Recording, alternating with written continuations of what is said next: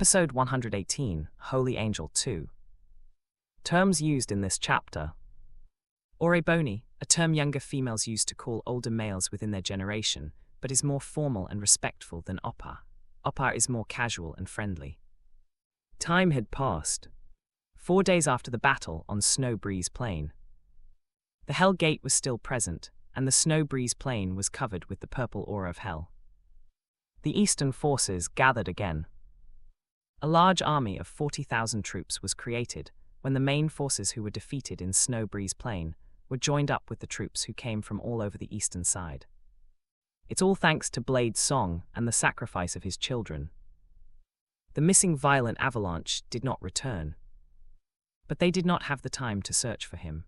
Great Storm gathered all of the wild gods in the east and sought for a way to destroy the Hell Gate. I don't know much about it, but I think we can only attack it head-on. The other wild gods nodded at the words of Heavy Steps, a new wild god from the eastern side. It was because of the information they had newly acquired. I've heard that if you leave the Hell Gate open for a long time, there'll be more problems than just the increasing number of monsters. It was the Hell Gate's nature to grow more and more as long as it remained open. The only ones who could cross over the recently opened Hell Gate were low-level monsters or demons without a name.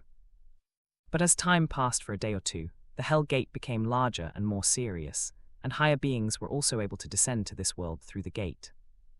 The longer this drags on, the more disadvantageous it would be for us, and the worst could come. The faces of the other wild gods grew somber when Blue Whiskers spoke with a grave expression after he had heard about the Hell Gate from Lena.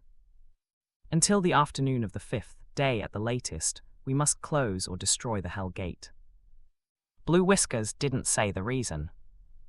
But there was no one among the wild gods who did not know the reason. A mighty being will arrive. A being whom they would be helpless against even if they gathered the power of the entire East.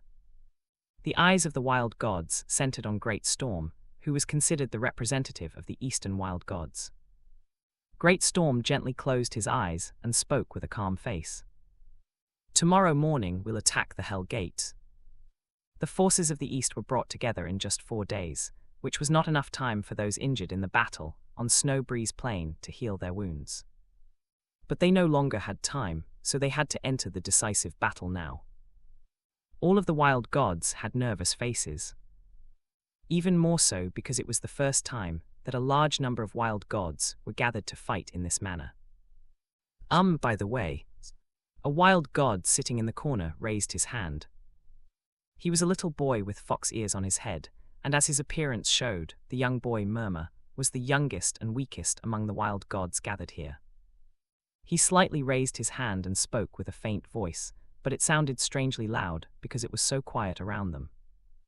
All of the wild gods turned to Murmur, who flinched and stiffened as he hesitated before speaking. Those two, have they arrived? Everyone's gaze returned to Great Storm at the question Murmur threw, as he hugged his fluffy tail. Even though no one had said anything about it, all of them were actually curious about the two. Those two.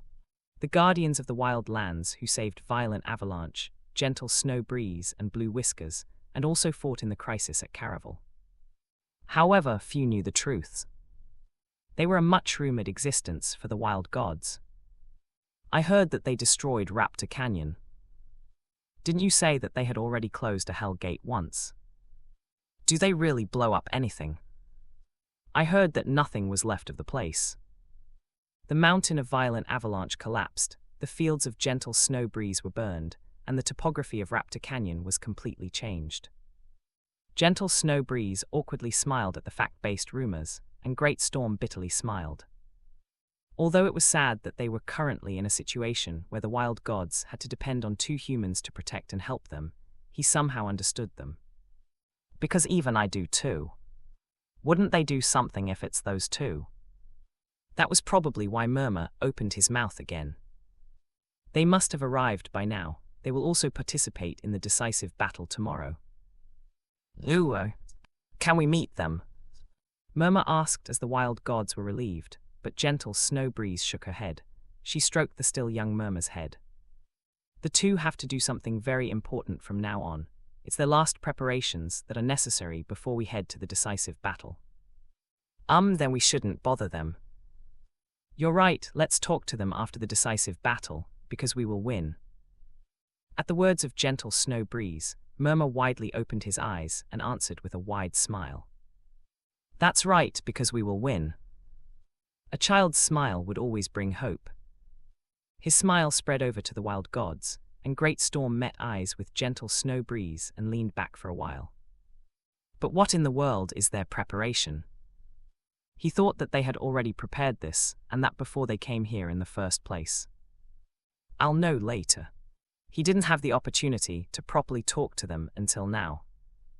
If it was necessary, he would have to talk to the two first tonight or tomorrow morning. The guardians of the wild lands. What would the difference be between the first fight in the Snow Breeze Plain and now? How would the presence or absence of two people affect it? Great Storm pictured the faces of Jude and Cordelia in his head. Red Wind and Cordelia hugged each other as they turned around in circles, or to be exact, Red Wind turned around in circles while hugging Cordelia. I'm the older sister. But Red Wind was much taller than her. In any case, the Red Wind who Cordelia liked had hugged her, and after almost turning around 10 times, Red Wind looked at Jude. It's nice to see Oppa too. Yes. He could feel the difference in treatment, but he couldn't help it. However, is the situation better than I thought? Red Wind had a good expression. She was obviously forcing herself to cheer up, which meant that they were not in a desperate situation for her to be able to do that. Cordelia then asked, Red Wind, what about your father, Red Gale? He's preparing for the fight tomorrow. He's with Sun Song Oreboni. Ora Bayoni. Yes, Sun Song Oreboni. He's big, strong, and nice. As Red Wind spoke with a broad smile, Cordelia frowned at once and looked at Jude. What do we do? It's like she dumped Lucas. Shouldn't we listen to Lucas' opinion too?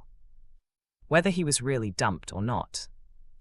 At any rate, Red Wind's potential romance story was not what mattered now. That's mean, this is about Red Wind. No, because we have a decisive fight tomorrow, remember. Jude is cold-hearted, memo. You don't even have a notebook. I'm taking notes in my head, okay? Oh really, are you for real, in your head? Only for important things.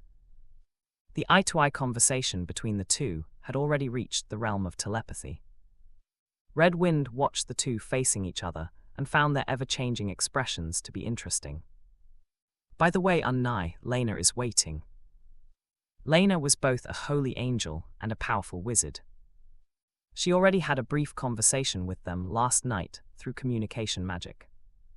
She said that she'll begin the preparations. It was the ritual for Cordelia's ancestral regression. Jude and Cordelia exchanged glances again and smiled. But Red Wind opened her mouth again. Unnai. Yes. You look very tired, so is Jude Oppa. Now that she saw it, Cordelia had a haggard face. Furthermore, Jude also had dark circles under his eyes, and even if he didn't have it, the fair complexion of his face had lost its color, making him look completely pale. What in the world happened to them before they got here? No, what did the two of them do? There were a lot of things. It was really hard. Their journey over the past 4 days. The time needed to make Cordelia's idea a reality. Red Wind tilted her head as Jude and Cordelia both muttered with a look of liberation. Unnai. Sorry, I'll tell you about it later. Let's go to Lena first. Yes, I won't ask. Red Wind cheerfully replied as always and began to take the lead, and Jude and Cordelia hurried along. After around 10 minutes, Lena stood on a hill that was somewhat remote from the main camp where the 40,000 troops were gathered. The sight of the sunset spreading as she looked west with her back facing them was like a painting. Wow! Having completely returned to a holy angel after recovering from demon syndrome, Lena looked different from before. A real angel. A being who could only be expressed that way. Her dull blonde hair had regained its golden luster, and her fair-skinned face seemed to glow. And a pair of wings. It was white like snow, and when mixed with the light of the sunset, it gave off a warm yet faint glow. Lena. Cordelia. Lena gently smiled and turned around, and Cordelia ran before hugging her. Are you fine now? It's thanks to the two of you. She was able to cure her demon syndrome, because Jude and Cordelia brought her to the sacred place. Heh, that's a relief. Lena smiled at Cordelia's clear smile before she looked at Jude. Jude, it's nice to see you again. Me too, I've arranged all the preparations we talked about. The ritual for ancestral regression. Lena had already done it twice. One was for herself and the other was for Landius. And at this moment, her third ancestral regression ritual was prepared for Cordelia. I was a little surprised. She was surprised at the fact that Jude and Cordelia had already collected all the materials necessary for the ancestral regression ritual rather than the fact that angelic blood flows in Cordelia. We studied in preparation for it a bit thoroughly. Cordelia smiled as she still clung to Lena and looked up the hill. There were several small circles on the magic circle that Lena drew, which were the places where the offerings for the ancestral regression would be placed. Ancient crest, frozen time. Jude laid down the materials they had collected while traveling so far. Then he saw an empty bowl in the last spot. The empty bowl was a container for something. That something was the key material for ancestral regression. Doing the ancestral regression would not make you into a powerful angel right away. Yes, I'll be starting at the 9th rank, right? There's also the maximum rank that would be determined by one's inherited blood and individual aptitude. Of course, it's not completely fixed, but it's possible to go up a higher rank due to various opportunities or one's efforts. Cordelia, you. Because I also use the power of a witch, it needs to be balanced with the power of the angel. I can only use one of the two at a time, either the angel or the witch. It's too dangerous to combine the two right away. To be precise, the angel's power is lacking.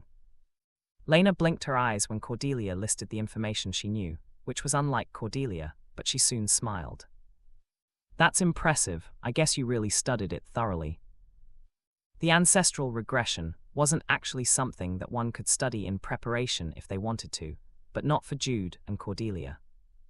For the two, the ancestral regression to become an angel was a review, and not a preparatory study. Okay, then let's begin now. The decisive battle was tomorrow morning. Cordelia would need time to adjust in being an angel, so they had to proceed with the ritual as soon as possible.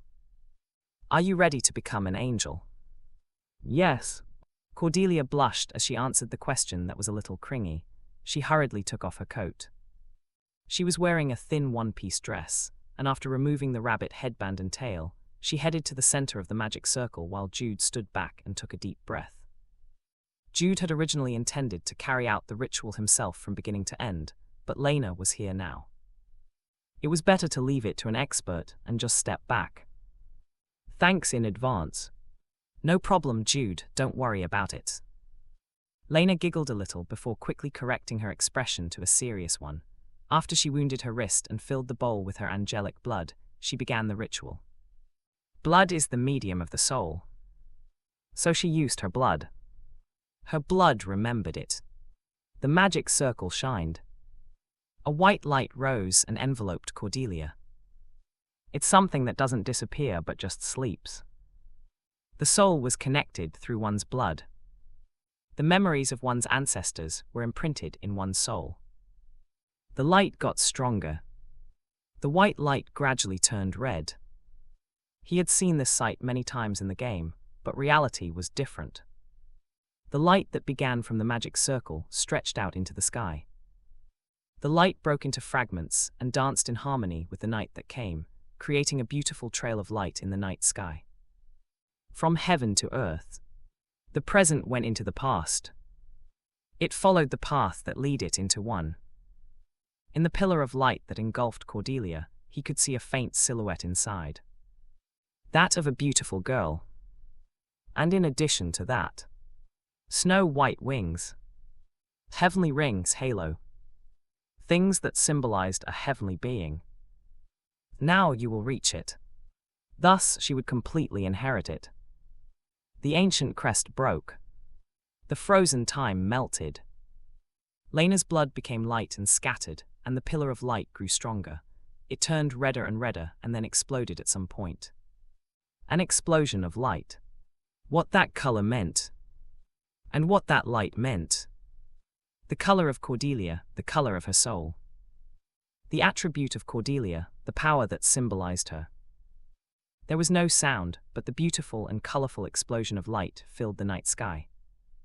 There was a commotion in the main camp, located far away, and even the wild gods were surprised at the mysterious sight before them. And Jude. He didn't hide his ecstatic feeling as he faced the mysterious sight. The girl in front of him. The white wings of light wrapped around her exposed body with flawless skin. Jude held his breath. And at that moment, the girl opened her eyes. She faced Jude with her blue eyes. She looked pure and innocent. But soon, Cordelia's playfulness revealed itself. Her canines glistened as she beautifully smiled. "What do you think?" Jude promptly replied to Cordelia's question that was somewhat pompous. "Beautiful." "No, not that one." Cordelia's face turned red at his words, and Jude cleared his throat and said with a very serious face, "Very beautiful." "Hey, what are you saying? Are you making fun of me now?" Jude laughed, and Cordelia said the answer she wanted to hear. "I got stronger." Cordelia literally transcended a human being at this moment. In the first place, an angel was a superior race when compared to a human. Even the lowest rank, rank 9, was incomparable to an ordinary human. Especially the mana. 1.5 times. Perhaps, the base value of her mana had increased. If she added her witch's power, her mana would explosively increase. It will be perfect. If the allure of the fallen angel was added to the pure and innocent Cordelia. Jude nodded his head with a pleased look, and Cordelia nodded in quite a different meaning. It's not far. The moment she would show her true power as a human disaster. If she could even become a witch, she would be able to use her 7 prohibited magic that was Cordelia's exclusive trademark. Perfect. Yes, it's perfect. The two nodded as they misunderstood each other after a long time, but soon became in harmony with each other as they moved. Jude quickly brought out the clothes that Cordelia would wear, and Cordelia covered herself with her wings as she properly dressed herself.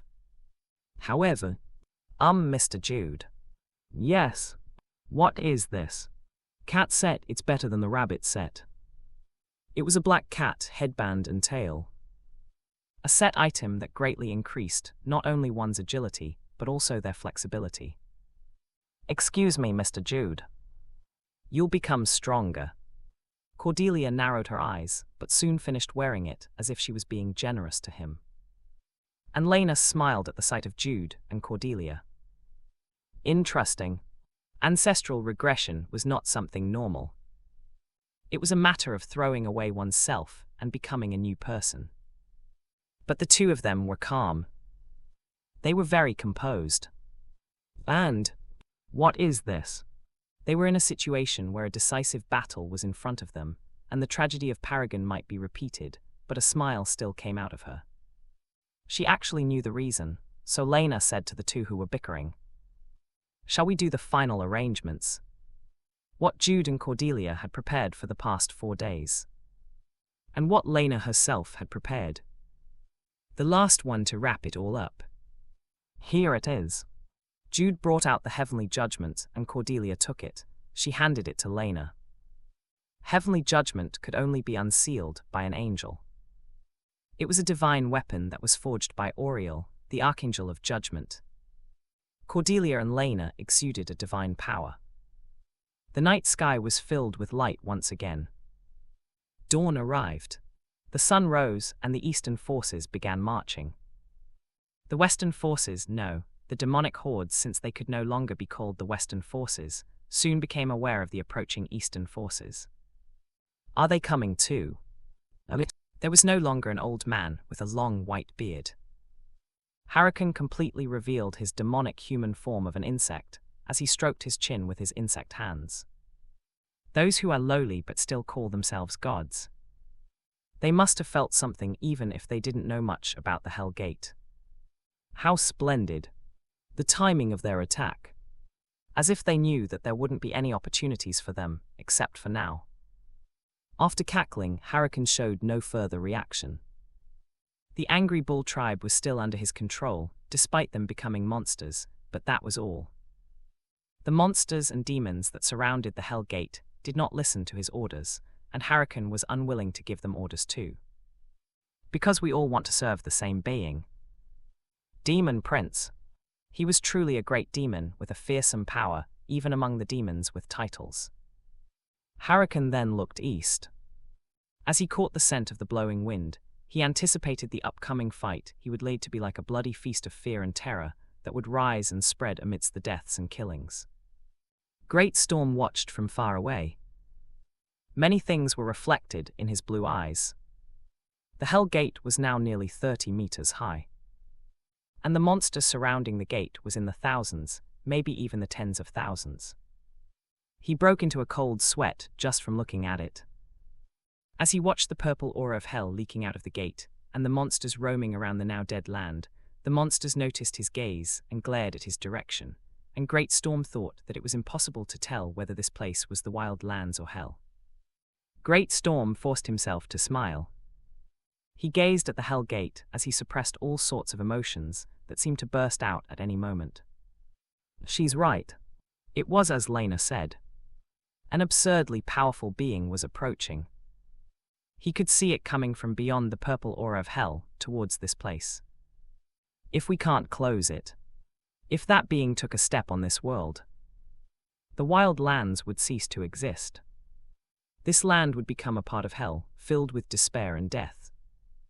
Great Storm closed his eyes. He blocked from his sight the Hell Gate that by just looking at it, seemed to draw him in and make him be unable to get out if he took a single step in. And then he heard the voices of the Eastern forces. What they were praying for. Those who sought their gods to gain the courage to somehow fight, and not to despair from the coming disaster. The wheels of the wagon rolled. They got closer to the Hell Gate little by little. The time when they would fight, which might be their last, had finally come. Great Storm slowly opened his eyes. He unknowingly said the name of Blade, song out of his mouth. Is this some kind of prayer too? Am I believing and relying on someone in order to gain the strength to fight? If it is, please give me your strength. To not at least despair. To be able to fight to the end as a wild god who leads and cares for his tribe. The wind blew. Great Storm smiled at the sound of the wind that sharply brushed past him. Because he felt like he heard an answer from Blade's song. Yes, leave it to me. Gentle snow breeze and the children of the wild lands. Great Storm was no longer afraid. The wheels of the wagon continued rolling, and the time for the decisive battle had come. Red Gale touched the sun's necklace. After faintly saying a prayer to Solari, who prevented his curse from progressing, he raised his head and looked down the hill. Snow Breeze Plain. A beautiful snowfield covered with white snow. It was no more. All the snow had melted away, and the ground had turned purple. Hideous monsters covered the ground, and winged demons were in the sky. And the Hell Gate. It was located just a few hundred meters from where he stood now, but he had to break through thousands of monsters and demons in order to reach it. Red Gale held his breath. The air that was polluted with the evil aura was murky. But that was only for a while. A fresh wind blew and pushed away the polluted air. It was gentle Snow Breeze's wind. So Red Gale held his breath again, deeply inhaled and then exhaled as he listened. A large army nearing 40,000. They had gathered and held their breaths. 40,000 thoughts, 40,000 emotions. Red Gale looked straight ahead. The back of 9 blades came to his mind like an illusion. He sacrificed his life for today. Even though he knew that he was going to die, he stayed and fought. And today, Red Gale and 40,000 troops were gathered. In the end, it's the same. They would fight today too, in order to go hunting and fight beasts for tomorrow's food. In order to greet tomorrow. In order to protect. In order to continue the flow of life. I've become sentimental. What was I thinking when there's a fight right in front of me? But thanks to those thoughts, he managed to calm down. So Red Gale was able to calmly command the forces as he watched the monsters begin to rush forward. Beat the drums. The battle had now begun. The flags were raised, hundreds of drums boomed at the same time. Boom, booms, boom. The monsters dashed towards the hill. The eastern forces on the hill raised their shields and held their spears. And at some point, the storm descended. We won't charge, we defend first. Those were the words of Red Gale. Great Storm raised his arms high. His blue eyes shone as he showed off his power as a wild god. Great Storm. History had called him by that name. The wind blew. The weak winds gathered and became a strong wind, which intensified and became a gale. And it grew stronger again and became a storm that filled the skies and shook the ground. Crackle. A thunderbolt struck from the sky. Dark clouds appeared one after another. Rain heavily poured down from the sky. It wasn't the work of one wild god. Behind Great Storm stood other wild gods, such as Gentle Snow Breeze.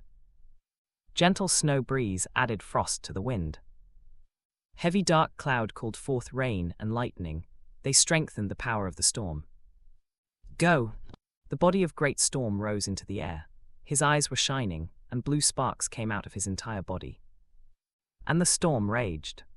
It headed straight towards the Hell Gate and swallowed everything that it came across. Crackle. Lightning and strong winds. A blade-like blizzard. The eastern forces cheered at the wonders that happened before them. At the same time, the monsters that bypassed the storm headed to the hill. Ground. Heavy steps heavily stepped on the ground. He was a rhinoceros, but he was huge, even in his human form. Boom, booms, boom. He wasn't alone. The rookie wild gods, Wild Boar and Cool Fangs, provided support, and many other wild gods stepped on the ground together. They caused an earthquake. The ground along the hill split, and cracks soon spread towards the Hell Gate. Crack. The charging monsters fell into the cracks. The upheaved and raised ground became like a wall. Storm and earthquake. Disasters brought on by the wild gods. And Red Gale raised his hand. He finally gave the command. Shoot! Dozens of flags were simultaneously raised. The eastern forces who were behind the raised wall received his command. Red Wind shot an arrow. Sun Song next to her threw his spear, and over 10,000 arrows and spears covered the sky. However. The rain of arrows poured after the storm elapsed. Showers of blood spurted everywhere as the spears hit the heads of the monsters and demons. Tyra Cock. The running monsters that jumped over the cracks ended up dying. There was no way for them to avoid the inescapable rain of arrows. But it was not enough. Only a small portion died. Most of the monsters ignored the arrows. The demons manipulated the wind and twisted the arrow's trajectory, and some even offset the attack with flames and lightning. Raise the shields. Red Gale shouted again. Soldiers bearing shields stepped forward together. They crossed over the raised wall and began to directly confront the monsters that poured down from the sky. Awoof. The shouts and screams mingled with each other.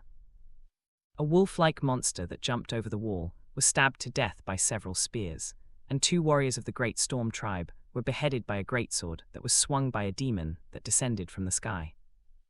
Tu Hong. Some of the wild gods revealed their true forms.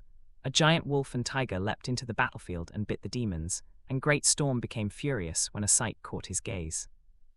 A demon covered in the skin of a black wolf. That was clearly Blade Song's skin. Storm. Great Storm caused the storm to reach the Hell Gate. The eastern forces turned around and struck the backs of the attacking monsters. It was pandemonium. The barriers collapsed and those in the front lines died. Monster howled and fell while demons were brought to the ground and crushed. Gentle Snow Breeze trembled at such a violent scene, but she kept her eyes wide open.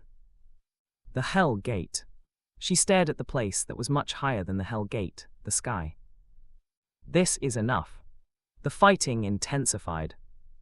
A sufficient number of monsters and demons attacked the eastern forces.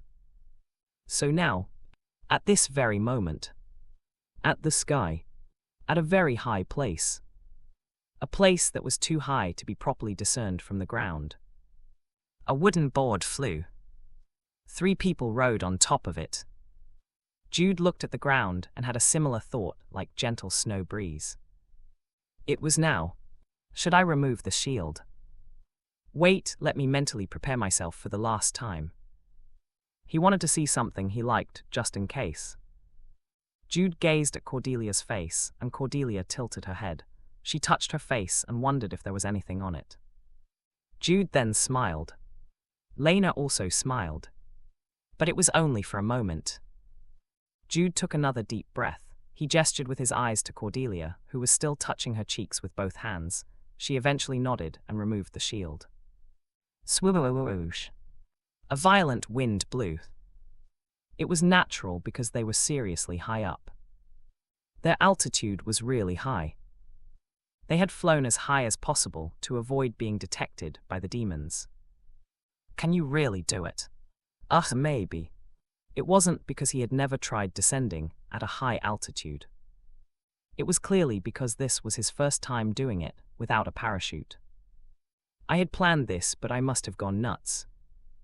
But he could do it. No, he had to do it. Let's go. At the end of his brief thought, Jude jumped off the wooden board. Afterwards, Cordelia and Lena followed him as they threw themselves towards the ground. Swish. His speed gradually increased. Jude himself became like a blade that tore the air. And Jude could then see the sight of the ground, the Hell Gate gradually getting closer, and the winged demons covering the sky. 9th Heaven's 9 doors. 9 heavens and 9 doors. A road that connected to 9 worlds. Jude closed his eyes. The mnemonic chant of the 9th Heaven's 9 doors awakened the power of the Black Dragon. 4 dragons were freed and released at once. The dragons roared and surrounded Jude. A golden whirlwind appeared, and the 4 black dragons combined and became a huge black energy. Kawak, Krella. The demons in the sky noticed it. They looked up at the sky, and Jude saw them. It rushed towards them like a dive bombing in WWAI. Roar, O ye black dragon! Let your roars shake the heavens and earth. Go, black dragon! The black dragon wildly moved. The great dragon's energy swallowed up the demons. It cleared and opened the path like that. Aren't you embarrassed? What was that? The visuals were cool since the energy of the black dragon pushed its way through the demons before exploding beautifully. But what was that cry, are you a kid? The red-faced Cordelia spread out her wings of light. She was curious if Lena had heard it or what her reaction was if she did, but she didn't bother to look back. Lena then held Cordelia's hand. They went through the road that Jude had made as they sharply gazed at the Hell Gate. Stop them! Hurricanes shouted from the ground. It wasn't only him, as several demons screamed too, and the winged monsters flew to the air at once. Their numbers weren't small. The eastern forces had drawn their attention, but hundreds of monsters and demons still gathered. It was impossible to fight them all with the energy of the black dragon that was created by Jude, so Lena spread her wings. Together with Cordelia, they grasped the heavenly judgment. Swoosh! A reverse in direction. Cordelia and Lena, who were falling, had now flown and soared up. They spread their wings of light and raised the heavenly judgment that they held together. The demons in the ground. Their flock in the hundreds. The two saw them all. Cordelia swung the sword at them, to where the energy of the black dragon had gone, while Lena cast a spell. She called forth the light, this heavenly power. Right at that moment, the time of divine punishment arrived. Day of Judgment. FY. The sky opened up. It could only be expressed that way. And it fell. From the heavens to the earth. Brilliant gold dazzlingly fell. It was light, only light, a light that flashed gold. Dozens and hundreds of it penetrated the air. It descended on earth and literally melted the monsters and demons. The bodies of the demons burned. They screamed at the sweeping light. Since they had flocked to attack Jude, hundreds of monsters and demons could not escape the Day of Judgment. It was an awesome sight. A terrifying power. A light that destroys demons. The heavenly power heavily fell onto a place filled with the power of hell. The true power of heavenly judgment could only be exercised when Lena, a holy angel, was present. The entire Eastern forces shouted in a roar. The whole battlefield came to a standstill at such an overwhelming sight. The monsters and demons attacking the Eastern forces also looked at the heavenly light with stunned faces. Wow, so did Jude. As he looked up at the sky while surrounded by the black dragon's energy, Jude couldn't hide his awe. The power of Day of Judgment was to burn demons. Therefore, it did not harm him a little, and Jude was able to see with his own eyes the light that fell from the sky and the appearance of two angels. And what followed afterwards? The reason why Cordelia was together with Lena on using the Day of Judgment for the first time.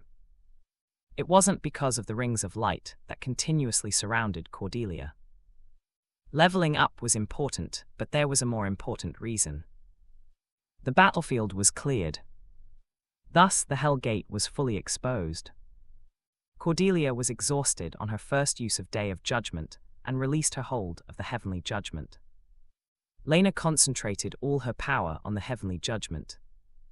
She would directly attack the Hell Gate.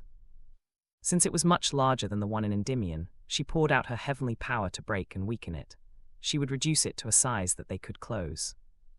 Stoop! Hurricanes screamed from the ground. Some of the demons shrieked. And some of the demons fighting the Eastern forces threw themselves to the Hell Gate. But it was too far for them. There was no one between Lena and the Hell Gate at this moment. Power of Judgment. Lena poured out all her power. Instead of using the Day of Judgment that covered the ground, she focused it all into one spot and fired the light towards the Hell Gate. In order to break the Hell Gate. To reduce it by breaking it into half. And Cordelia used her remaining angel powers to use magic that would seal the gate. They would close the Hell Gate and stop the enemy's ambitions. Tien, seal the gate, is a Korean word, bongmun, with a double meaning. It does not literally mean to seal or close a gate door, but the author used its figurative meaning and combined it with its literal meaning to intentionally make a word with a double meaning, which you can see in the next sentence after seal the gate. First is the literal meaning, seal the gate. Cordelia wanted to use her magic to literally seal or close the Hell Gate. The second would be its figurative meaning, to close the doors of opportunity. She wanted to stop the enemy from having the opportunity to fulfill their ambitions. Source: Naver blog. The light moved forward. In a moment, in an instant. It felt like it wouldn't reach it because time seemed to have stopped. Hurricanes squirmed.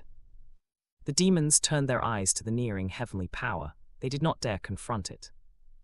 And at that moment, when the power of judgment was about to crash into the Hell Gate, Jude saw it. What quickly came out from the Hell Gate? What came out at that moment and collided head-on with the power of judgment? The light exploded. The immense flash of light blinded everyone in the battlefield. But Jude realized it. Lena's intuition felt it. Demon Prince. The demon's anti-air attack. Boom! The power of judgment was shattered. It couldn't reach the Hell Gate. Cordelia forced open her eyes and turned to the Hell Gate. And she could see. A huge black arm had squeezed through the Hell Gate. The hand of a demon. That was what stopped the power of judgment. It protected the Hell Gate. The power of judgment was just a few inches away from the Hell Gate. The demon's hand burned. It dropped to the ground with a loud sound. But it didn't break, it did not disappear. Rather, it evoked a purple aura to attack Lena, who was standing in exhaustion. Lena! Cordelia flew over and pushed Lena away. The purple sphere launched by the demon prince pierced the air and killed everything it passed by. Purple Sun. The highest ranked magic that humans couldn't even use unless they were on the level of an archwizard. Although it was small in size, it was definitely Purple Sun. The demon prince had instantly materialized that terrifying magic of destruction. No! Cordelia looked at the ground again. The demon prince had not yet passed through the Hell Gate.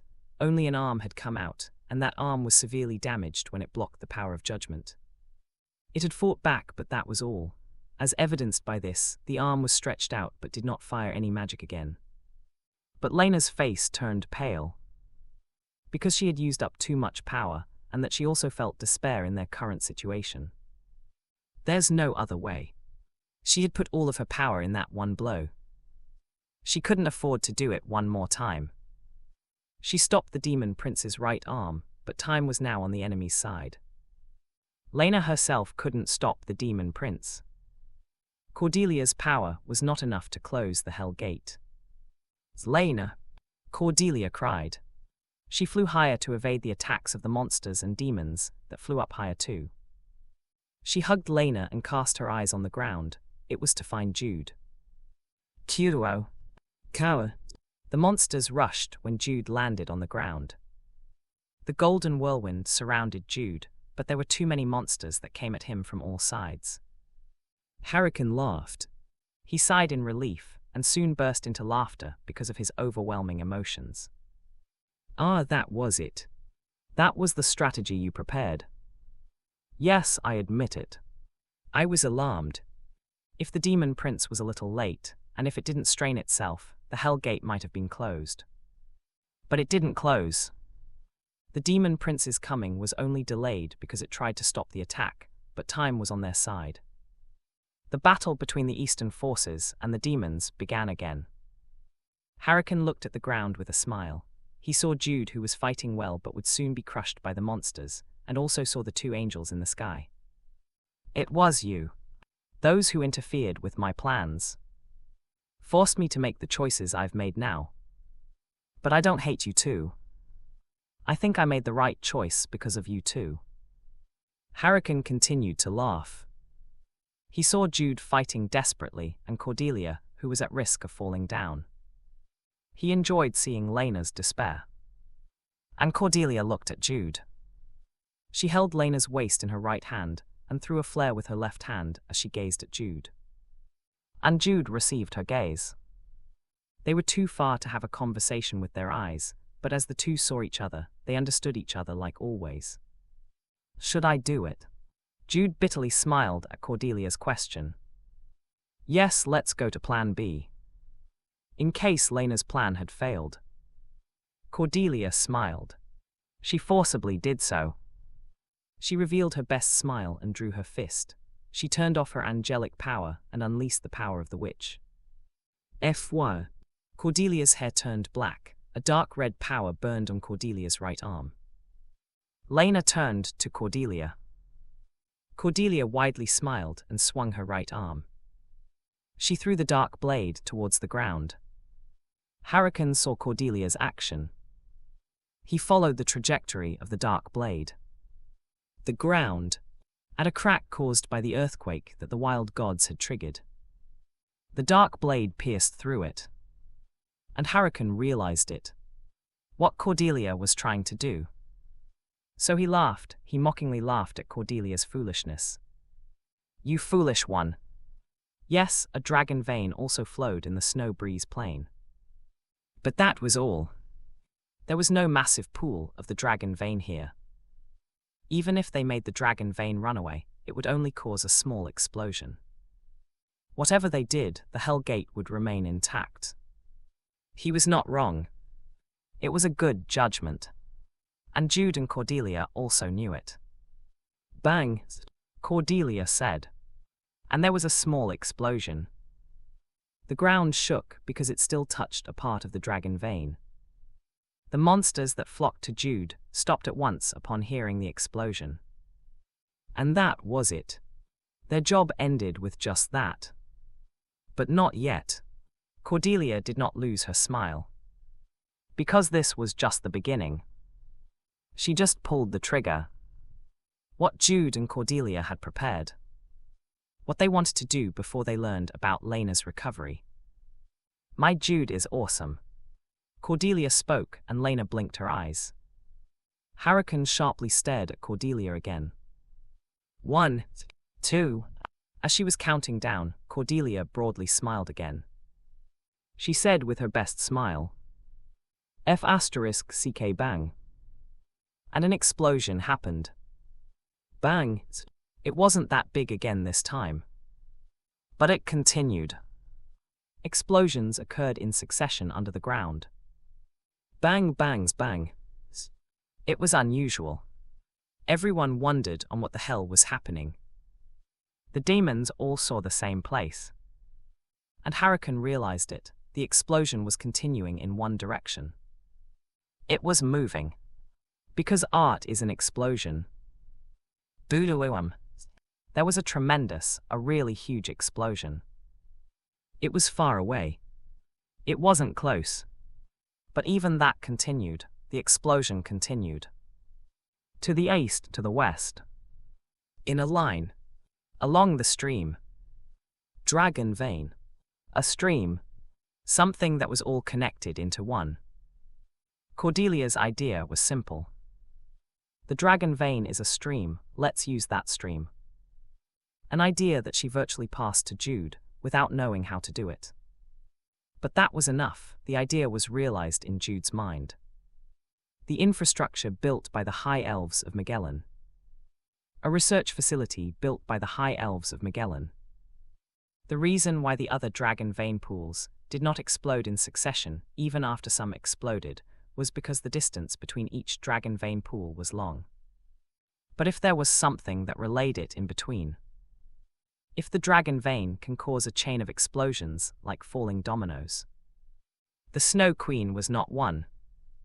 There were abandoned research facilities in the east and west too. The infrastructure of the High Elves made the flow of the dragon vein clearer. Jude and Cordelia set bombs on the dragon vein. Bombs that were frozen by the Snow Queen's power. And they ran and made the most of the town portal. They made all the dragon veins in the research facilities they could reach to be on the verge of a runaway. And at this moment, Plan B was put into motion. They pushed the first piece of the dominoes. Boom, booms, boom. Explosions continued at distant places that were out of their sight. The reason Cordelia did not use the Snow Queen in this battle was simple. It was used as a bomb to burst the dragon vein. Naturally, even Jude and Cordelia couldn't mass-produce bombs that could be used throughout the entire dragon vein in just 4 days. But that wasn't necessary in the first place. Because the dragon vein was a stream. If it ran out of control above a certain level, the entire dragon vein would eventually run away. Just like now. Boo boo boo boo bam. The dragon vein shook. The dragon vein pools run out of control in succession, and every time one of them went out of control, the runaway of the entire dragon vein accelerated. Artificial spirits exploded one after another. The High Elves' research facilities that were deep in the ground exploded, which added to the power of the runaway. East and west. The entire wild lands. The whole dragon vein. Babu babu babang. The earth shook. It was a result of all the eastern and western dragon vein streams running out of control. The ground shook and earthquakes occurred everywhere. The wild gods could not conceal their shock. Gentle Snow Breeze felt her sanctuary exploding, and Blue Whiskers sensed the sacred place to have been blown away. Great Storm stared at Jude and Cordelia with a stunned face. Boo boo boom. There was also an explosion in the Skyroof mountain range far away. The fight stopped again. They had no choice but to do so, since the runaway of the dragon vein shook the entirety of the wild lands. Even Hurricane looked at Cordelia with a stupefied face. He tried to understand the current situation somehow. The West was already in ruins. The sanctuaries of the wild gods and the dragon vein streams were quite far from the tribe's dwellings, so even if the entire dragon vein exploded, there would almost be no casualties. But even if that is so, you made the entire dragon vein run away.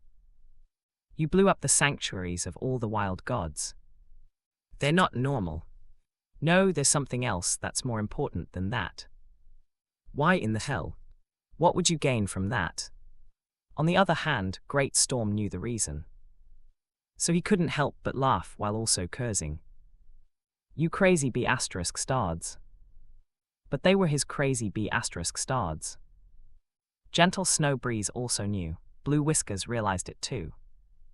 The entire dragon vein had exploded. Thus, the entire dragon vein was purified. The aura of hell was shaken off by the explosions. And as a result, there was one who woke up because of that. Cruzoalara. A roar broke out in the sky. The sky split at once, and a golden light covered the ground. Hurricane stared at the sky in a daze. Lena blinked her eyes, and Cordelia smiled as her canines glistened. The Golden Dragon King. Jude spoke.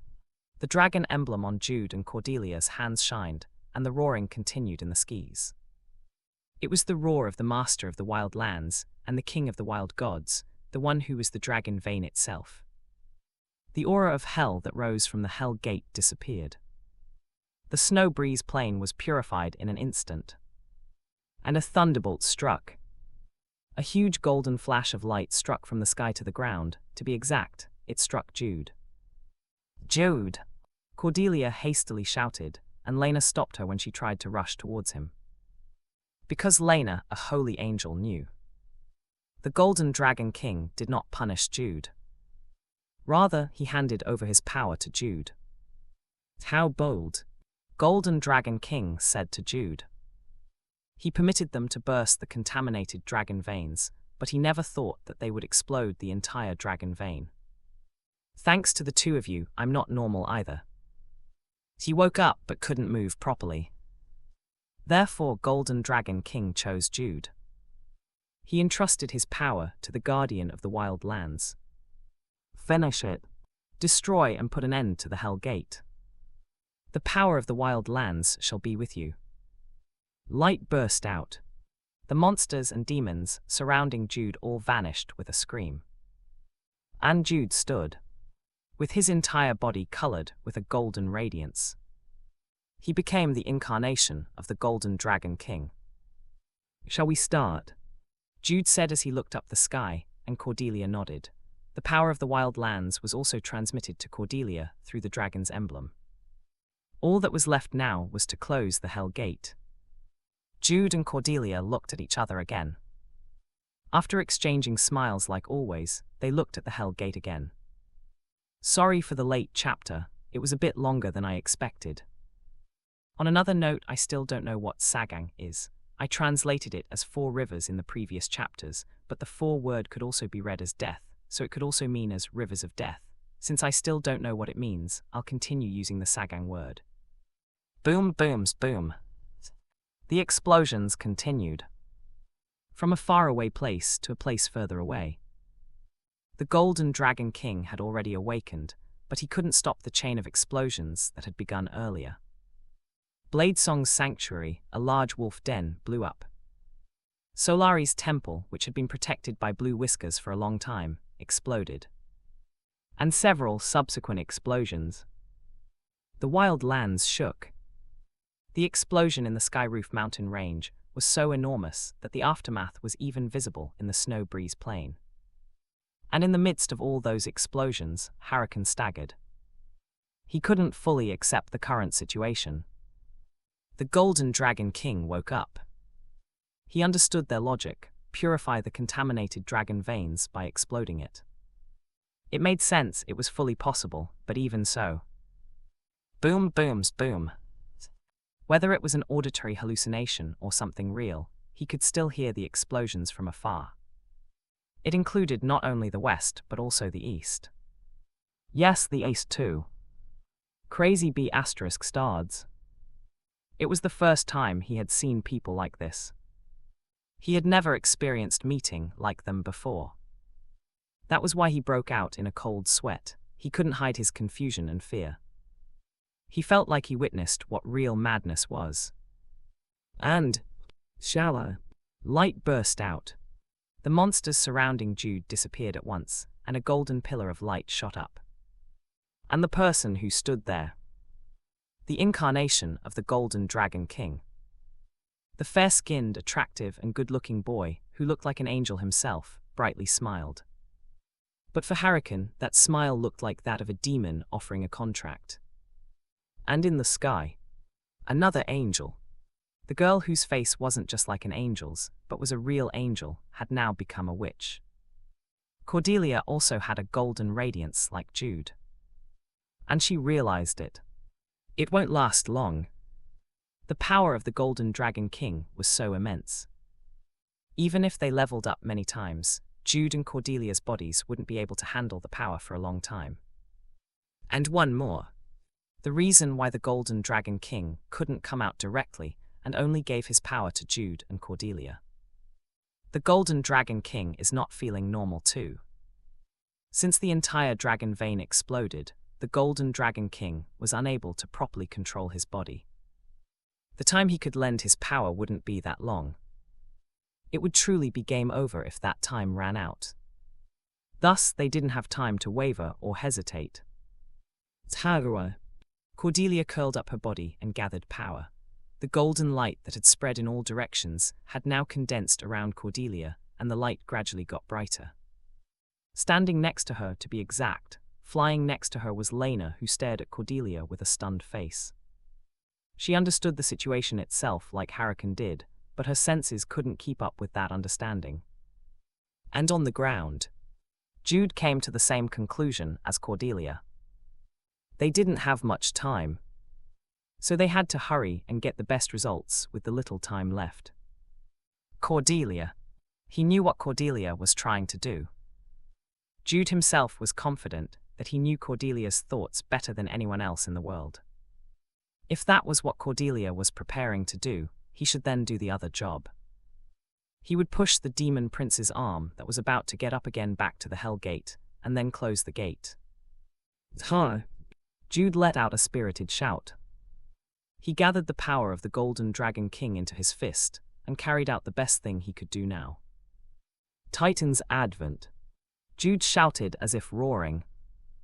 If Cordelia had heard him, she would have turned red and cried out to him not to shout the skill name, while releasing the power of the wild god. The light took on a shape. Kuzuo. There was a sound. It was the sound of the light as it stretched out, and took on a shape before it finally stood on the ground. Thud! A golden giant made from light stood, as it towered above the snow breeze plain. Everyone on the battlefield were left agape at its appearance, that was nearly 30 meters tall. They were in a daze as they let out their awe and fear at the imposing titan. Hua! And the light titan moved. It strongly grabbed with its hands the demon prince's arm that was about to rise again. And Jude was truly skilled. The titan skillfully bent and twisted the wrist of the demon prince. In that short moment, he lessened the power of the demon prince's arm. The light titan pushed the demon prince's arm. Hurricane woke up from his momentary daze and screamed after seeing the demon prince's arm being twisted. Jude pushed the demon prince's arm with all his might. At the moment he completely pushed it inside the Hell Gate, Cordelia stretched out her curled-up body and let out her power. Aloe! Light burst out as she cried. Just like the Day of Judgment, it was a light wave explosion that only destroyed evil beings. Boodawim! The explosion struck the Hell Gate. It swallowed up the monsters and demons around it, and Red Wind, who was watching from afar, was filled with admiration. It's a star. Gold star explosion. The aftermath of Cordelia's skill move that Jude named on the spot was enormous. The monsters and demons had already retreated in fear from the Pillar of Light and the Light Titan, so not much of them were extinguished, but what mattered to the two was the Hell Gate. It got smaller. Lena excitedly shouted. The Hell Gate was nearly half destroyed and in a state of coming apart. Just then, a terrifying sound was heard from inside the Hell Gate. It was the Demon Prince. The Demon Prince, whom they didn't know its name yet, was clearly doing something. So they had to finish it before that. Jude expressed his intentions to Cordelia through the emblems, and she immediately responded. Take it. The golden light radiating from Cordelia's entire body faded. All of the wild god's powers that had been lent to the two were now concentrated on Jude. Cordelia loudly exclaimed. It's bigger. The Light Titan had grown even bigger. Its 30-meter height had become 50 meters, and its right arm became abnormally huge. Jude concentrated all of his power on its right hand.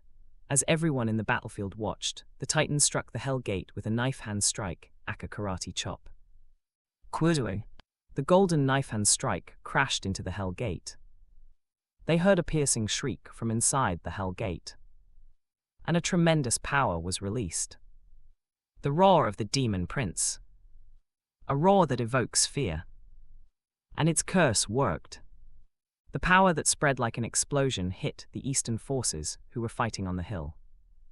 Fear and terror made them kneel in despair. But it stopped there. It couldn't do any more than that. Because Jude was there.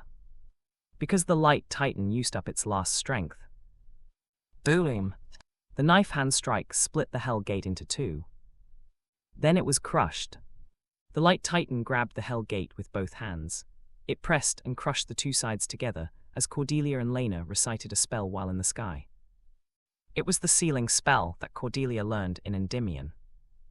The Hell Gate, the Hell Gawat. Hurricane screamed. Red wind stood up from the Demon Prince's curse. Great storm shouted in a voice filled with divine power. The power of the wild. Bowing. The Hell Gate disappeared with a loud noise. It ceased to exist. And the Light Titan fell. Particles of light scattered along the golden whirlwind. Quahara. The air cried. It was because of the void created by the disappearance of both the Hell Gate and the Light Titan, which let out an enormous power. And there was a tremendous roar. It was the cry of the Eastern forces that burst out despite being under the Demon Prince's curse. Hi. Jude fell from the air to the ground. Cordelia hurriedly flew and snatched Jude by carrying him in her arms. It's been a long time. Jude spoke out of the blue while in her arms, and Cordelia understood it. During the time they went to the Belkane Mountains to get the sun's necklace. She carried Jude in her arms as she jumped off the cliff. You did well. Cordelia casually spoke as she headed to the ground with Jude. She wanted to fly towards the Eastern forces at the same time, but she no longer had the strength to do so. I feel like dying. Her whole body didn't have any strength left. It was just like how they felt when they accepted the power of the wild god, and even if Jude and Cordelia were powerful, it was too much for their bodies to handle. The two landed on the ground, and Lena hurried after them. And Hurricane saw these three people. Anger spread on his face as he lost his senses. Yuzura. He was so angry that he couldn't even properly say a word. Hurricane's face became contorted, and his body swelled. The Hell Gate had disappeared. The Demon Prince's arrival failed. What that meant? Hurricane's own failure. A disastrous failure that only consumed enormous resources and power in the wild lands, but eventually achieved nothing. Because of you. Several horns protruded from Hurricane's forehead and back. His already huge body was covered with a black and hard shell. And Hurricane was not alone. The monsters and demons still remained. They did not disappear just because the Hell Gate disappeared. And Hurricane still had the angry bull tribe, whom he did not dispatch to the battle. Kill. He had to kill them. Those two damn B** stars must be ripped apart. Hurricane looked far away as he roughly exhaled. The fight began on the hill again. The battle was fierce in the first place. Because of the demon prince's curse, the wild gods were unable to hastily move. They were busy from pushing away the demon prince's curse. So he had time. Enough time to crush those B***stards in front of him. Go! The angry bull tribe responded to Hurricane's orders. They got up from where they were waiting and rushed towards Jude and Cordelia. The monsters and demons did not stand still. They vented their hatred towards the two who closed the hell gate. I will not allow it. Lena loudly shouted and let out her magic. Her mana was almost depleted because she successively cast Day of Judgment, but she was still one of the 5 heroes. She was one of the best archwizards in the entire Pleiades. Golems rose from the ground. They formed a defensive formation and became a wall to stop the attacking demons. But it was not enough. Lena's legs were trembling. She alone could not stop all the monsters and demons. Moreover, the angry bull tribe would be joining in a little while. Ha's ha, Golden Dragon King. Cordelia looked up the sky as she profusely sweated. She wanted to blame him for the rough consequences of using his power, but Cordelia still had a conscience despite that. The Golden Dragon King wasn't feeling normal due to the explosions in the entire wild lands. He must have done his best for them already. What should we do? Cordelia asked Jude, who was lying in her arms, and he answered in that condition. Let's go to Plan C. What's that? I suck the potion and you use mana drain. Then they would somehow be able to take some emergency measures. Jude drank the remaining stamina recovery potion, and Cordelia absorbed Jude's stamina and converted it into mana. She then cast a powerful shield with Count Chase's ring instead of using offensive magic. Bangs, bangs, bang. The rushing monsters banged on the shield after destroying the golems Lena had summoned. Lena sank on her knees with a thud, and Cordelia clenched her teeth. She had to hold out somehow. The Eastern forces would solve the current situation if she endured for some time. And she was right. Great Storm sensed the crisis of the 3 people and guided a do-or-die squad led by Red Wind and Sun Song as they left the front lines in order to rescue the 3. Endure, endure, let's endure this, Cordelia. Cordelia grit her teeth as she continued to sweat. Whenever the monsters hit the shield, her entire body ached as if she had been directly hit, but she endured and endured. A little more, a little more. "'S no way," Lena said. Jude sensed the reason. It was in the ground. Monsters were approaching from under the ground where the shield couldn't cover. They were in a very dangerous situation. A crisis after a miraculous reversal. Only Cordelia. Jude clenched his teeth. His stamina was drained because of mana drain, but he somehow stood up and chanted the mnemonic chant of Ninth Heaven's 9 doors. He tried to create a golden whirlwind once again. And then, at that very moment, Cordelia blinked her eyes. She was doing her best to maintain the shield, but she was the first to notice. Because her very sensitive senses noticed it. It's the ground. It was reverberating. It was vibrating. It was not because of the dragon veins runaway. It was not because of the monsters who were digging the ground. A different kind of vibration. Another vibration that came from the south and heading north. Really? Cordelia looked at Jude and he blinked his eyes. He got up and turned to the south. He unconsciously opened his mouth in delight. Weak guy. In the south. In the outskirts that were somewhat far from the center of the Snow Breeze Plain, where Jude and Cordelia were. Count Chase stood there. To be exact, he was riding on a pure white horse, and Violent Avalanche was sitting behind him. He did not say it. But as a powerful wizard, he could feel it faintly. What occurred in Snow Breeze Plain? The miracle caused by both Jude and Cordelia. He's still lacking. In protecting Cordelia. Jude was still extremely weak. So he would help them just this once. Count Chase's horse ran. Within a short time, he charged towards the angry bull tribe, the monsters, and the demons who turned to him. And Jude saw it. Cordelia could feel it once again. The vibrations in the ground. Those who followed Count Chase. Jackdaw. Jude cried out in a roar. Those who guarded the northern border. The shield of the Len Kingdom. The brave knights of the north. Jackdaw annihilate the enemies. Count Svelga caught up with Count Chase and cried. The jackdaws responded to his command while on their black horses. Annihilate. Annihilate. Half of the 10,000 jackdaws were here now. Thanks to Count Chase's wide-range assistive magic, they marched at an unusual pace and reached this place in time. Over 5,000 elite cavalry who wore black cloaks and rode on black horses charged towards the angry bull tribe. Jude, Cordelia. Lucas yelled, and Jude and Cordelia changed their expressions as they recognized Lucas. The two burst into a bright smile at the same time. And the two then knew the fact that Gar-El and Adelia were among them too. Bowing, the vanguard of the jackdaws smashed and trampled the angry bull tribe. The charge of the great northern horsemen was no different from a disaster itself. Go! Trample and crush them. The trained knights of the jackdaws boasted a combat power that made them the strongest in the north. Sage King's cross sword. Jude exclaimed as Count Svelga showed off the majesty of the true Sage King's cross sword. He ran through the battlefield with a white aura blade, and no one dared to stop him. And Count Chase. He soared up into the sky. He saw the monsters pushing the eastern forces and unleashed on their backs the powerful magic he had prepared for the past 2 days. Rain of fire. He cast magical arrows with a wave of his hand.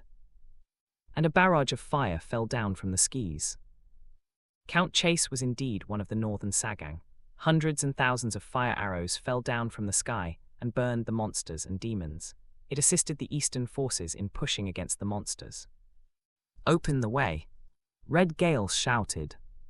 The eastern forces finally began to overpower the demons. The squad led by Great Storm joined the jackdaws. Hurricane angrily screamed at them. Count galloped straight towards that guy. And Jude turned to Cordelia. Cordelia also turned to Jude. Jude smiled as he leaned his head on Cordelia's lap. Cordelia also showed her best smile. A scene that was unimaginable in the original. A world where Red Gale led the eastern forces, Red Wind and Sun's song ran together, and the wild gods were not corrupted. A world where Count Chase and the jackdaws led by Count Svelga fought to protect the wild lands. Lena stood right next to them. Gar-El lived and didn't die and was with Adelia. This is the best, Cordelia said at some point, and Jude agreed with her. The two looked at each other again and exchanged their best smiles. Terms used in this chapter. Dongseong, Korean word for younger sibling. It can refer to either a younger male or female. One can also call close friends who are younger than them as their dongseong. Nim, a Korean suffix that is added to a name or position to denote that the person is higher ranked than oneself. It is also used towards someone whom one reveres and admires for having a significant amount of skill, intellect, knowledge, etc. Example is Gar-El Nim, which means that the person calling them highly respects Gar-El for his skills and so on. Hurricane was a high-ranking demonic human of the devil's eye. He was a meticulous and cunning person. Under the orders of their organization's leader, he infiltrated the wild lands. The first thing that he did was to corrupt Angry Bull, the guardian deity of the Angry Bull tribe, who took pride in being the strongest tribe in the West. He seized control of the Angry Bull tribe first. Having corrupted Angry Bull with a powerful item he received from his leader, Hurricane proceeded to Seven Horns next, placing a curse on the chieftain of the Angry Bull tribe. Seven Horns suffered from the curse, so he naturally visited Angry Bull and complained. Angry Bull had already become Hurricane's puppet, and thus introduced Hurricane to Seven Horns. Everything went fast after that. Far from breaking the curse of Seven Horns, Hurricane, who had become a great shaman, put a few more curses to corrupt him, and eventually seized complete control of the Angry Bull tribe. And to the west. He conquered the west with the power of the Angry Bull tribe. He increased the number of corrupted wild gods by polluting the dragon veins, and he spread a curse at the meeting of the tribal chieftains. Red Gale died. He was the chieftain of the Great Storm tribe, who would most likely hinder the unification of the wild lands. While he was in the process of taking control of the West, he sent demonic humans to the East to corrupt the wild gods. His purpose was to weaken them before his full-scale capture of the East. Hurricane didn't make any mistakes. In the game, he conquered the wild lands without a single mistake. The corrupted violent avalanche and gentle snow breeze assassinates Great Storm, Red Gale dies from his curse, and Red Wind becomes a slave in the north. The Great Storm tribe who lost their head falls into ruin, and the wild gods of the East are corrupted one by one. And when he finally corrupted Blade Song, Hurricane invaded the northern part of the Len Kingdom, leading the wild gods, who degenerated into hellish monsters, and the warriors who were reborn as demonic humans. Hurricane also won in this war and took control of the northern part of the Len Kingdom, which had been the long-cherished desire of the wild lands. But all of that was the story in the original. Why? Hurricane cried out at the reality before his eyes. Everything was a disaster. Things that had been going well all went wrong at some point, and everything had been completely destroyed now. The starting point. The first domino. The survival of Red Gale. The safety of violent avalanche. Red Wind returned to the north. Kyuga Kyura. His head was about to burst. Hurricane knew. A future did not exist for him now. His leader would not forgive him. No, the demon prince whose arrival to the ground was just around the corner would trample Hurricane himself. There was only despair in his future. Kyuha. He did not yearn for a life in despair just because he was a demon follower.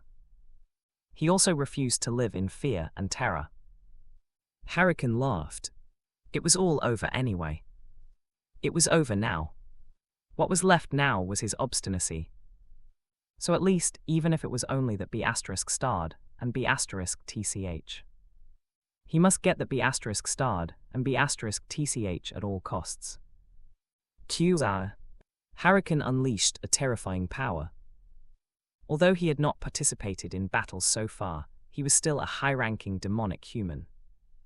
Furthermore, he became closer to a demon due to his exposure from the aura of hell that flowed out from the Hell Gate.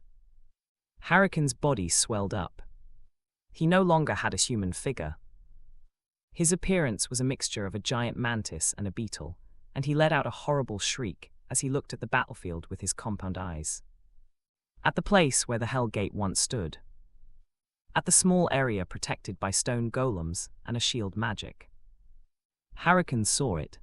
A girl with red hair sat inside the translucent shield. A boy who was lying in the arms of the girl with an angelic beauty. There was also an angel standing next to them, but he did not see it. Hurricane only saw the boy and girl and did not conceal his anger. Just looking at them made him send a murderous look that was enough to rip his enemies apart.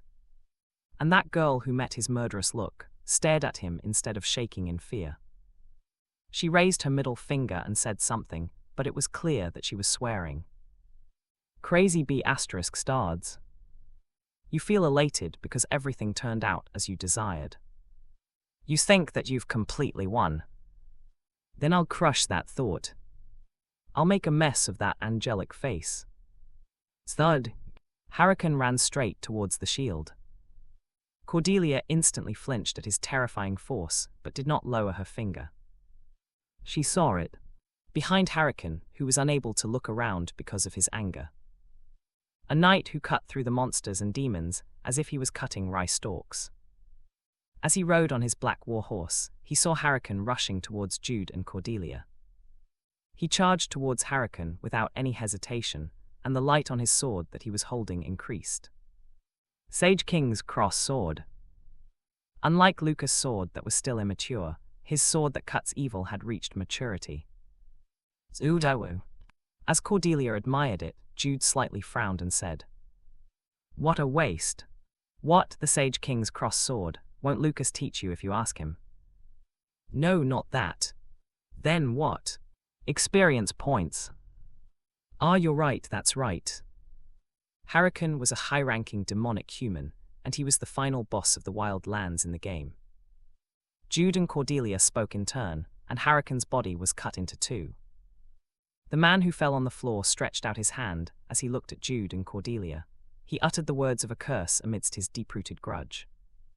And Cordelia said, as she stroked Jude's hair, "Ah, Fu, why did you say that? It's such a waste." "It feels great." "What?" "No, it's just this moment." "What are you saying?" Cordelia snorted as she stroked Jude's forehead, and Jude closed his eyes in that pleasant mood. And Hurricane let out his last words. "Curse you. So listen to me. Look at my side too. Stop whispering words of love to each other." That was it. The Sage King's cross-sword of Count H.R. Svelga shined once more, and Hurricane turned into black ashes and scattered. And at that moment, a clear voice echoed in the minds of Jude and Cordelia. "You acquired the title Guardian of the Wild Lands. You acquired the title Destroyer of the Wild Lands." Guardian and Destroyer. Two conflicting titles. And why they got those at the same time? Cordelia's face turned red. Because she remembered what they had done. It's a really good win, but they acquired titles that was impossible to obtain at the same time. How would they face the wild gods later? "It's all right because we saved the wild lands. Everyone will understand." "Is that so?" "Yes," Jude randomly said, and closed his eyes again to enjoy the touch of the hesitant Cordelia, but was soon forced to reopen them. "Jude." "Cordelia." "Lucas." Cordelia happily replied to the familiar voice. Before she knew it, Lucas reached the shield and stood with a lively face. And it was at that moment. "Ani's opera." Red Wind appeared on the opposite side of Lucas, as she said in a high voice. With a flushed face, she brightly smiled in a spirited manner, and Cordelia happily replied again. "Red Wind." And right afterwards, Lucas and Red Wind looked at each other. Both of them frowned, because they felt a tingling sensation the moment they faced each other. Old foes, rivals, cats and dogs, and so on. Who is that barbarian woman? Who is that tall northern swordsman? The swordsman used here is more of a derogatory term. I can't think of an English equivalent for this, hence this translator's note. Who are you to Mr. Jude and Lady Adelia? Who are you to my Opar and Annai? Why are you pretending to be close to them? The two people who thought the same thing at the same time sensed it again. What the other was thinking. "Mr. Jude, Lady Cordelia, I'm here, I'm your close friend, right?" Lucas first spoke as if appealing, and Red Wind responded before Cordelia could even reply. She seemed to flinch, but then spoke as she glared at him. "Annai, Oppa, I'm here, I'm your pretty and adorable younger sister, right? A younger sister is higher than a close friend, right?" Red Wind sent a glance to Lucas, and he perfectly understood it. He answered with his eyes too. "You're not even related by blood, so why are you their younger sister? And what was that? Adorable." "Because I call them Annai and Oppa, okay, so I'm their Dongsing." "I'm actually the Dongsing too, okay." How could the two communicate so well when the language they spoke was foreign to each other? Growing up as a knight in the north, Lucas held a deep-rooted hostility towards the barbarians, and even though he already heard an explanation from Gar, El and Adelia, he felt hostile the moment he faced Red Wind. Red Wind's prejudice against the Northerners was reduced because of Jude and Cordelia, and her affection for Jude and especially Cordelia was unusual. But on the contrary, her reckless side remained the same because she did not live in slavery. With these two facing each other, it was natural for both sides to react with more excitement than usual. You two. What's wrong with you two all of a sudden? What's with the atmosphere between you two? Cordelia hurriedly turned to Jude, who was doing his best to hold back his laughter. What, why are you laughing? No, it's just interesting.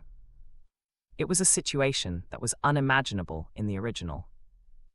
A situation where Lucas and Red Wind were arguing on who were closer to Cordelia, rather than crossing swords with each other. Cordelia's ambition seems impossible. How would she bring Lucas and Red Wind together? No, perhaps there's a possibility. There was no rule that enemies and rivals would argue with each other all the time. What is it? Why do you keep snickering? Cordelia pulled Jude's hair, but Jude even enjoyed her touch. And when Jude was on the verge of awakening to a new world, a new couple arrived. Jude. Cordelia. It was Gar, Elle, and Adelia. Having played a tremendously active role among the jackdaws, the two left the front lines to protect Jude and Cordelia, and were now here. Gar's Elnim. Adelunai. Lucas and Red Wind said separately, and the two glared at each other again. Why are you pretending to be close to them? What about you? There was a violent exchange of glances again, and Gar, Elle, and Adelia left those two alone as they headed to Jude and Cordelia. The surrounding enemies had already been wiped out, so Cordelia released the shield, and Lena also withdrew the golems. Anai, say hello, this is Lenanim. Lenanim, these two are my older sister and brother-in-law. At Cordelia's introduction, Adelia widely opened her eyes. Are you Lenanim? I am Lena Ainsberg. Adelia's face turned red when Lena elegantly answered her despite being exhausted. I am Adelia Chase. I am the 7th, commander of the Royal Guard's Magic Corps. Adelia nervously introduced herself, though she had stiffened. Because Lena was Adelia's idol. Adelia felt dizzy because of her pounding heart, so Gar El quickly held her waist before he introduced himself. I am Gar El Bayer, I greet the Holy Angel Nim. Having heard Gar El's greeting, Lucas came to his senses and also greeted her politely before he looked at Red Wind again. I've already said hello before, okay? So what will you do? Lucas remained silent instead of retaliating, and Lena smiled again at the somehow noisy atmosphere. That had felt so nice. And a man who was dissatisfied for not having enough. He had been enjoying the luxury of feeling Cordelia's touch while he was in her arms as his eyes were closed. But I should still continue to lie down. Because he was exhausted too. However, Jude's black desire didn't last long. It wasn't because Cordelia noticed Jude's black intentions. You're still lying in her arms. It was a voice from the sky. Jude widely opened his eyes and hurriedly raised himself up and then saw it. An imposing man who was walking down the air with his hands full of bags. His father. Jude and Gar El spoke at the same time, and Count Chase's serious face warmly smiled for a very short time. Dad. And his daughters simultaneously greeted him. Both of them were at the sides of his handsome future sons-in-law. But Count Chase maintained a stern look. Things had changed a lot, but Count Chase did not forget why he went on a journey in the first place. It's been a long time, Jude and Cordelia.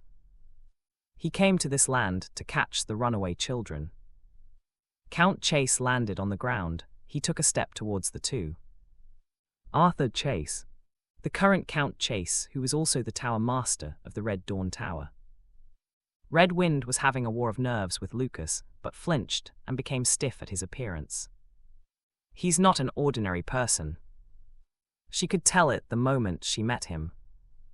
It wasn't just because of his height and appearance that would make people believe that he was a first-class warrior rather than a wizard. It wasn't because of his handsome face that embodied sternness and seriousness.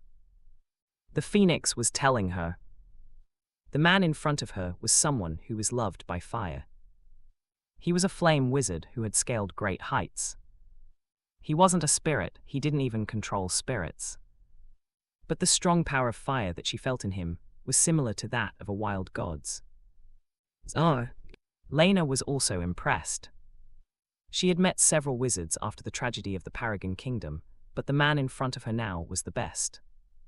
Her intuition told her the moment she met him that he was talented and a high level of ability. It's like I'm seeing Fran. Druid Fran was one of the 5 heroes. He also had a large and robust body that resembled a warrior, and an immense magical power based on an elemental force, so he resembled Count Chase in many ways. And the look on his face. Fran also had a face that was like the embodiment of sternness and seriousness. But his real personality was completely different. Dad, I mean father, please allow me to introduce you to the holy angel, Lena Ainsberg. It had been at that moment. Adelia had blocked Count Chase, who had been heading towards Jude and Cordelia, and urgently said. Because she couldn't just leave Lena standing there. Holy angel Nim. Yes, Lena Nim. Adelia widely smiled and directed his attention to Lena. Count Chase quickly turned to Lena and modestly greeted her. Arthur Chase greets the hero of the Paragon Kingdom. Lena Ainsberg greets Count Chase, the Tower Master of the Red Dawn Tower.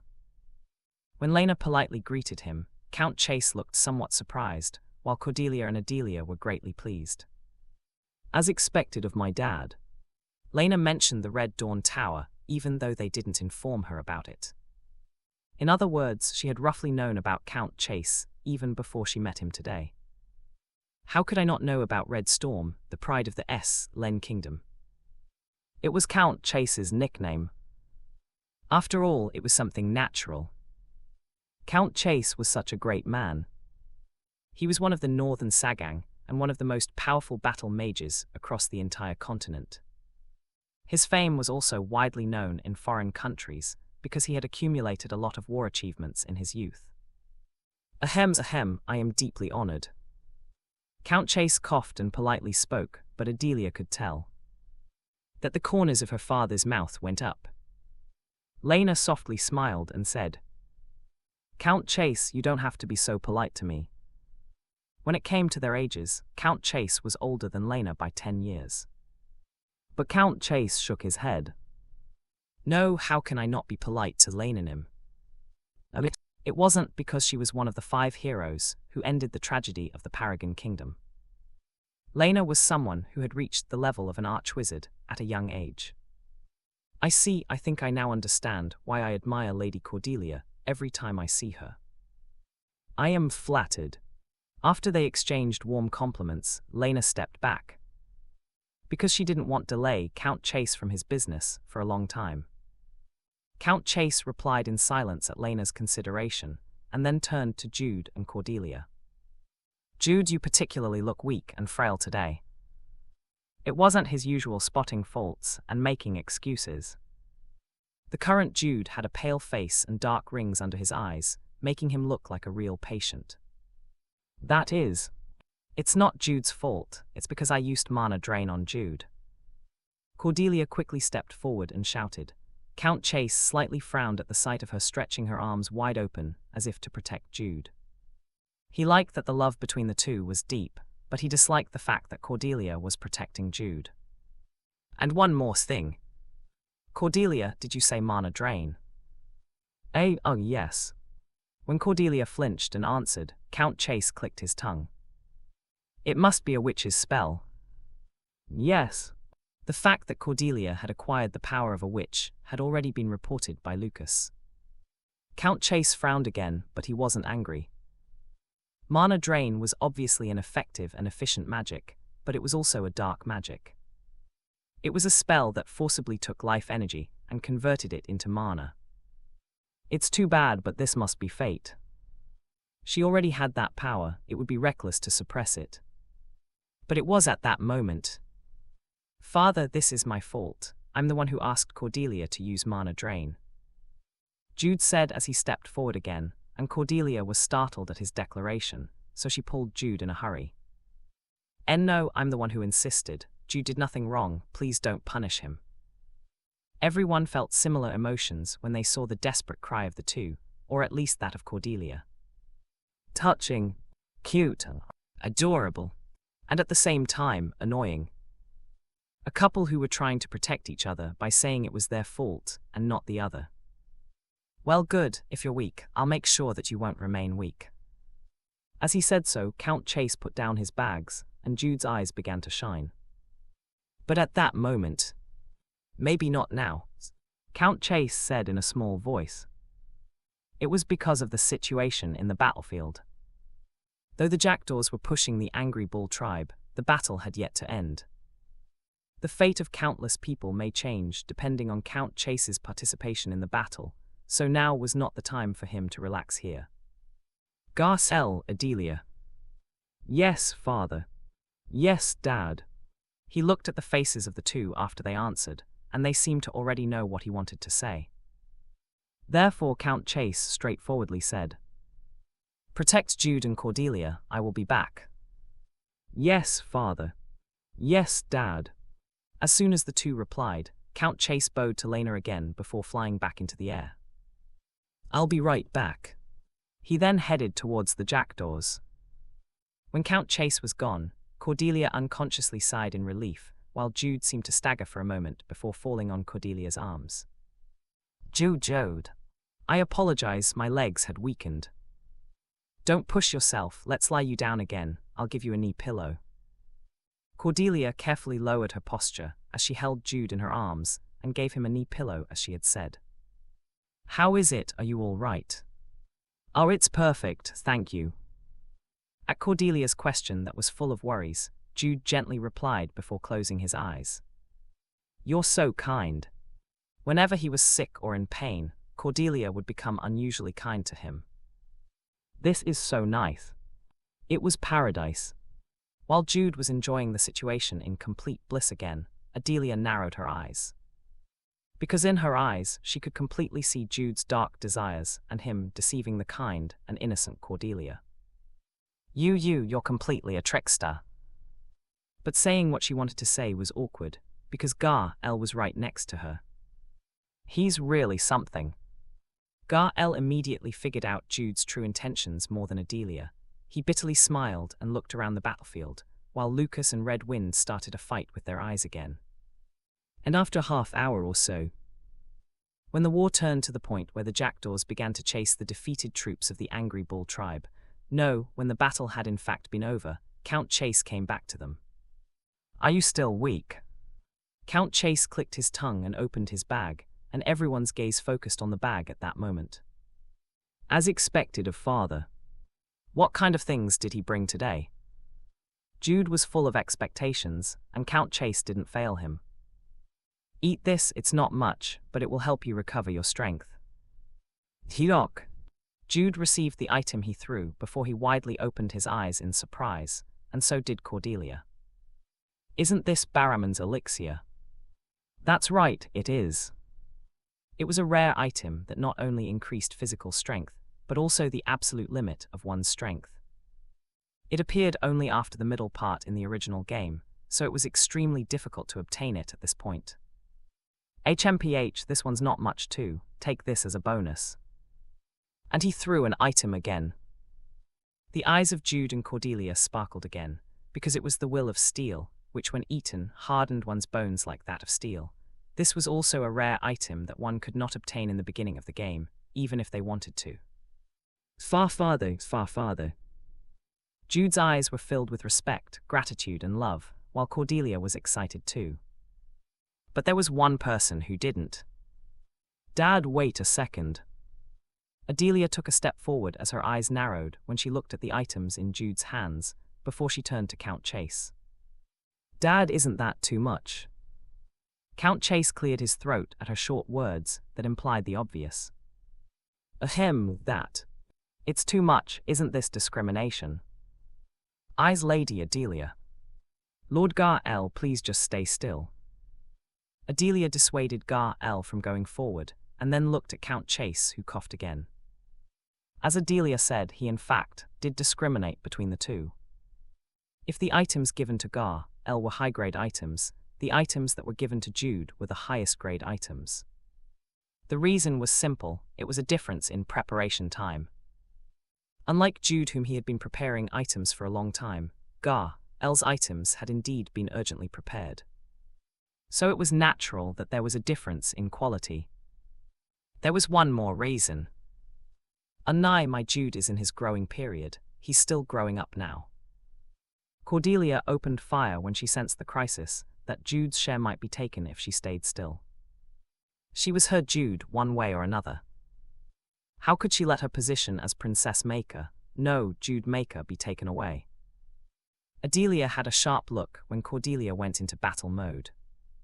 She never thought her adorable sister would change like this. She felt betrayed. Hey, what are you saying? And my Gar-el still has room for further growth too, okay? No, ahem, Lady Adelia. Gar-el was already in his late 20s. He wouldn't grow bigger anymore. Why not? You can build your muscles, eat something good for your body, and also make your body better. Adelia cut off Gar-el's dissuasion as she glared at Cordelia again, and Cordelia had a serious expression, as if she wouldn't lose to her. And their battle between their Jude and their Gar-el continued. Jude and Gar-el were both embarrassed and satisfied, but Count Chase clicked his tongue and released his magic. The release of his powerful magical power shook the surrounding air, and when Cordelia and Adelia flinched, he immediately spoke.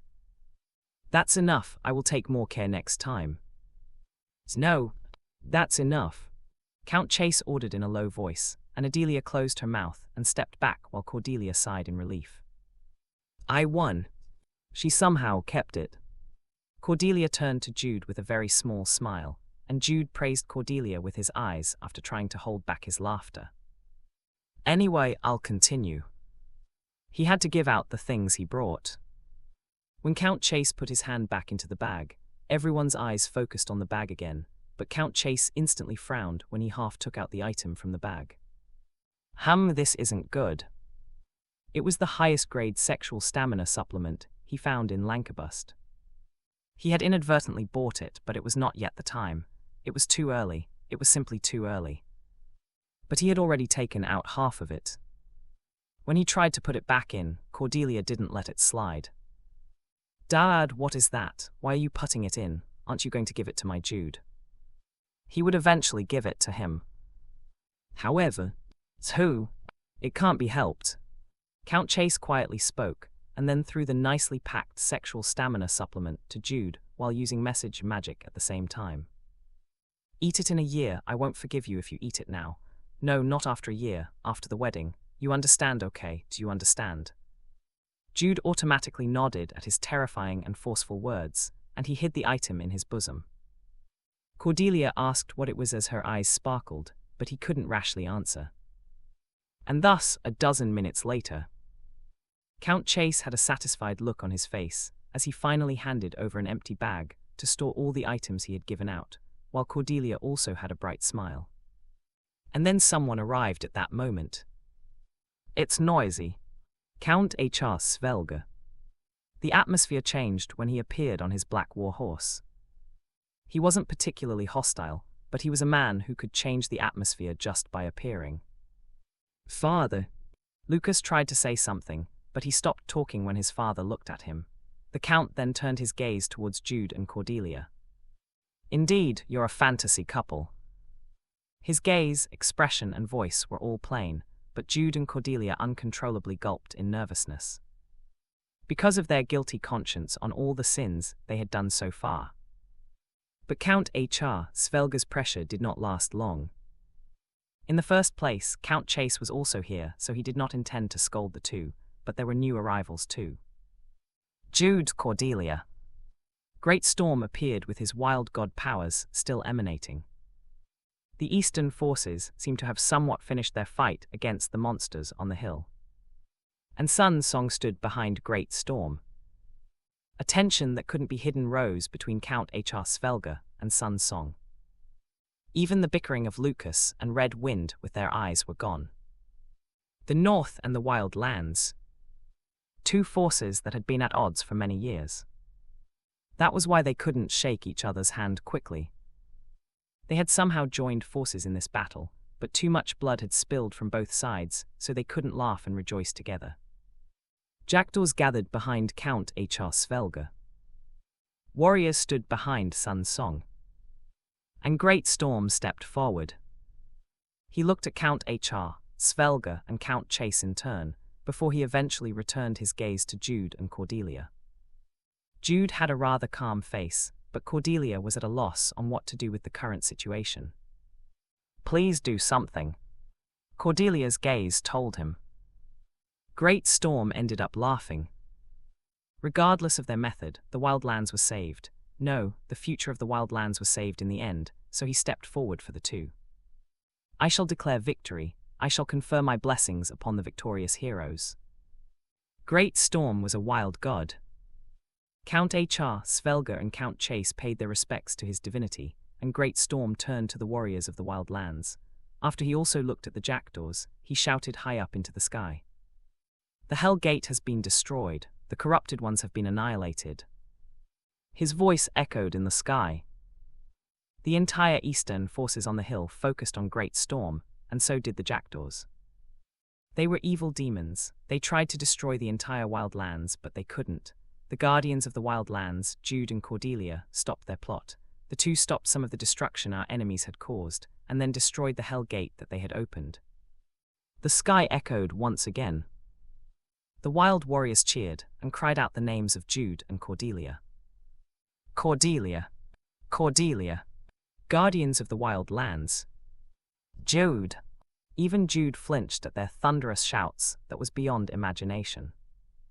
But it wasn't bad. He felt a thrill as if the hairs on his entire body stood on end. So did Cordelia. She felt like the strength in her legs weakened, but was overcome with emotions at the same time. But Jude. Yes. Isn't his words a little weird? They were the ones who blew up the wild lands, but Great Storm was talking as if Hurricane was the one who did it. Just let it be. Because it was Great Storm's consideration, an inevitable choice. How could he tell that the guardians of the wild lands were the ones who blew up all the sanctuaries in the wild lands? Jude glanced at him, and Great Storm bitterly smiled. With clenched fists, he declared in a louder voice than before. We won, victory is ours, glory to the wild lands, honor be to the Golden Dragon King, praise be to the guardians of the wild lands. You guardians of the wild lands. Jude, Cordelia. The entire eastern forces cheered.